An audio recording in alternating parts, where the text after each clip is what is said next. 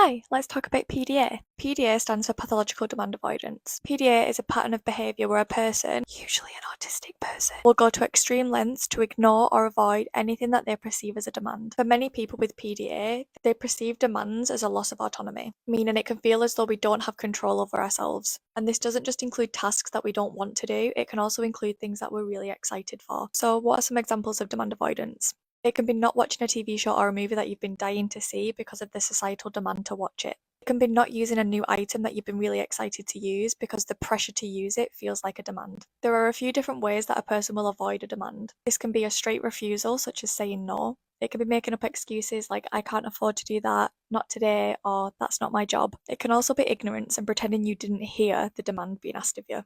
It is really important to remember that it is not something that we are doing on purpose. It is an involuntary thing that a lot of us do to soothe the anxieties that come along with a demand.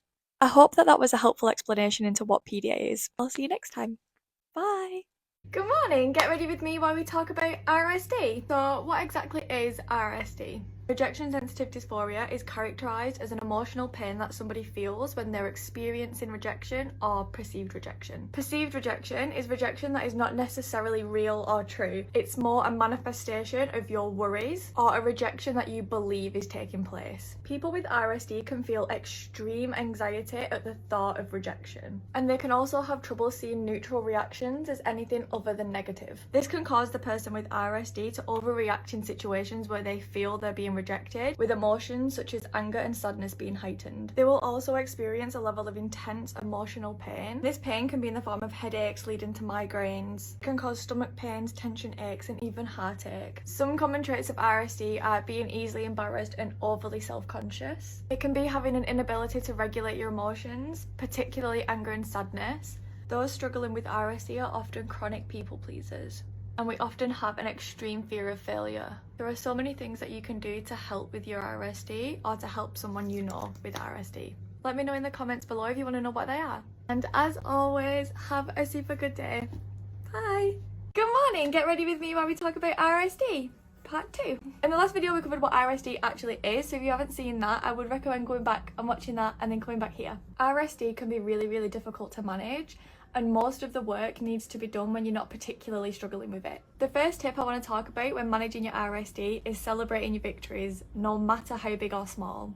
As ADHDers, we often forget what our wins are, especially if we're only celebrating the big wins. So then when your RSD is triggered, it is so hard to recall all of your achievements, making it hard to get out of the downward spiral of imposter syndrome and emotional sensitivity. When you're able to recall some of your wins, it then makes the next tip easier, which is to challenge your thoughts and beliefs in the moment. So when you have the thought of, am I being rejected by X, Y, and Z, you need to be able to question whether that is actually accurate. Challenge this thought by asking, can I think of a time when I felt similar? Is there any proof of this thought? So when you've spent time celebrating all of your wins, it makes it so much easier to pull from these moments. Maybe try and keep a list of all the strengths that you have to refer back to in hard times. So the next tip is going to seem super obvious, but talk it out. Explain your feelings. The chances are you'll feel better when you vocalise it and have someone actually listen to you. Also, remember setting boundaries with people is more than okay. And last but certainly not least, ask for some reassurance. It is more than okay to ask, you are not being a burden for asking.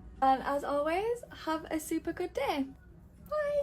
Hello, good morning, good afternoon, good evening, whatever time it is when you're watching this. Get ready with me while we talk about some strengths of people who are ADHD. So often those of us with ADHD constantly feel like we are less than because we don't have the typical strengths that you see talked about. One of the strengths that a lot of ADHDers have is the ability to connect extremely well with animals.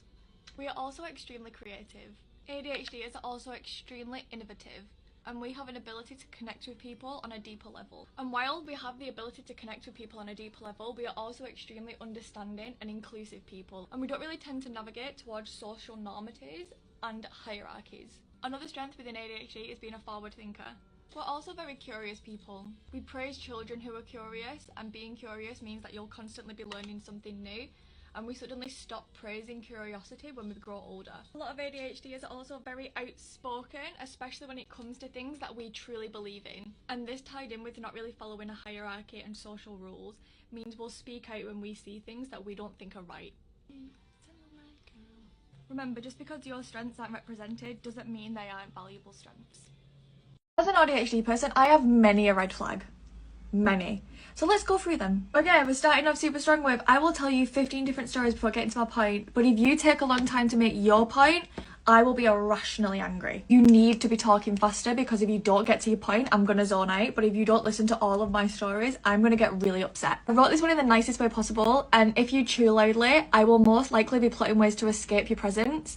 But the actual reality is I'm probably thinking about all the reasons that I don't want to be friends with you anymore. They're not real thoughts, okay? As soon as you stop going, I'm fine and I love you to pieces again, but the minute you're, you know? Next on the list, I will interrupt you during a conversation but get so frustrated if you interrupt me. We'll be having a conversation and you'll say something that triggers a memory and I'm like, oh my god, I need to say this right now because it's relevant to this conversation, and if I don't say it right now, then I'm going to forget it and then I'm not going to be able to contribute to this conversation anymore. Okay, this one is probably the worst one and I wish that this didn't happen, but I will forget that you exist if we don't talk for a while. It's not because I don't like or love you, it's literally just my object permanence. I'm basically a 5-year-old child, out of sight, out of mind, peekaboo in real life. Like, this doesn't just go for random people, by the way. This goes for everybody. I could have known you, mine. You could be my fucking mother, for Christ's sake. And if you don't talk to me for a month, I'll forget that I have a mum. Sometimes, Zero, my cat, will walk into a room and I'm like, oh shit, yeah, I've got a cat. Even though I love my cat to pieces, but sometimes I forget that I've got a cat if he's not in the room, you know? Last on this part of the list, there's another list, is I will tell you the same thing over and over again because I forget that I've already told you. And when I'm telling it you, I feel like I'm telling it you for the first time, and then when you look bored, I'm like, oh my goodness, are you okay? You're like, you've literally told me this before, and I'm like, oh, I'm so sorry. Oh. And then I kind of revert back into myself and I never want to speak ever again. Which would, I mean, that wouldn't really be a bad thing, would it? I wish that that was all that I'd written on the list, but it's not. There's a huge list. There's a lot of things that are basically my AuDHD red flags, but they're not red flags for the people who love me, okay? They're just things that they have to get used to, and I've tried to fix them. They cannot be fixed. When I was younger, I remember watching films on TV, and it was always like the mysterious person was so cool, and everyone just wanted to be friends with them and know what was going on with them because they were so mysterious. And in school, if like someone came in and they wasn't really talkative that day, or they were a little bit like down, people would just be like, oh my god, what's going on? Oh, what's wrong? So sometimes I would wake up in the morning before school and be like, I'm going to be so mysterious today. People are going to be asking me what's wrong, and I'm just going to be like, nothing. Then as soon as I got to school, my ADHD ass was just like, I'll talk to anybody that gives me attention right now, okay? I'm fine, hello, I'm an open book, no secrets, no mystery over here at all. Also, I used to really want a cast. I really want to break my arm, so I have a cast and people will come and sign it and I'll just look really cool. Am I okay? Probably not.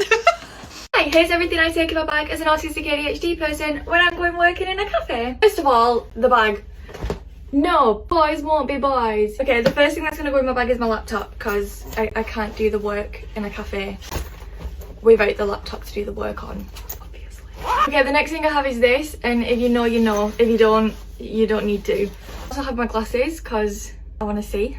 Snacks, fish and chips, crisps, a lolly, love arts, scissors, chewing gum, another lolly, and whatever this is. Hand sanitizer, a Tangle. This is going to go probably in this pocket though. I don't usually bring lip gloss with me, but I really like the way this lip gloss looks, so I'm going to bring this with me today. I also have my loops. Excuse me, Zero, these are not for you. Last but certainly not least, I have my headphones. And I'm ready. Okay, there's definitely a huge chance that I've missed my bus, but that's fine. Maybe, potentially. I'm gonna go. Okay, bye!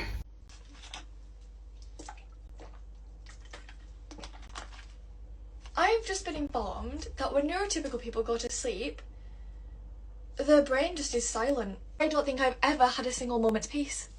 Ever. In my entire life, in my entire 30 years of existence, I don't think I've even gone 2 minutes without my brain just conjuring something up. If there's not about 15 different conversations going on, I'm replaying memories from my childhood and embarrassing moments that I definitely don't want to be reliving, but my brain has just decided you need to. And at very best, if there's not all these different conversations going on, there's just music playing. There's like 4 different songs going on.